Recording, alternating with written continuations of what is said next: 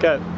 Alright, just sort of discussing obviously the precautions, I suppose, and the things I do differently with the session that I've just done with Cass for the 3 different conditions that are on the assessment. So the first one was high blood pressure that I chose. High blood pressure for me, the first thing I'd be doing is consulting the client's doctor. If I'd made up a session, I'd hand it to the client, get them to go to the doctor and get it checked out first. A lot of that is when the client is being approved by the doctor, it's obviously going to be going on a lot of what they're telling me. But obviously the client has to listen to their body, so if I'm doing things too fast or too intense-wise, they'll obviously let me know to make sure that we can get that blood pressure back down. So a couple of things I would do differently is with the aerobic stuff, I'd start really slowly.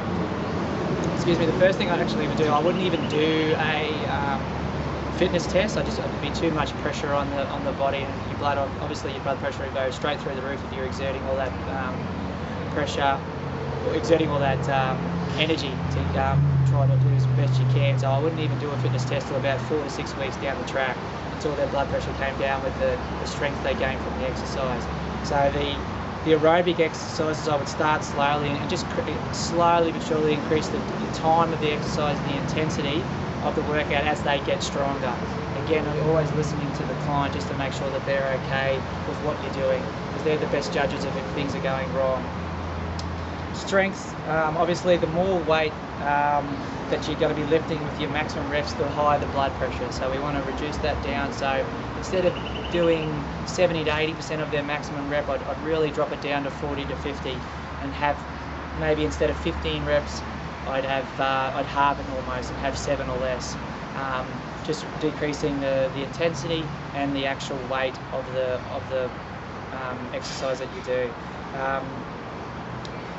The speed of also the lifting, sometimes going up and down and really exerting that force fast is going to have an effect on their blood pressure. It's going to go up, so we just want to reduce that speed down to make sure it's A-OK.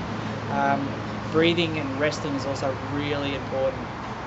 Breathing obviously reduces their blood pressure. It gets oxygen into the blood and circulates around their body. So breathing techniques are really important to emphasize during the exercise, and the rest period over the in between exercises is obviously greater. So instead of maybe a 30-second rest, you'd almost say 60-second rest, if not longer, 90-second rest in between exercises. Done.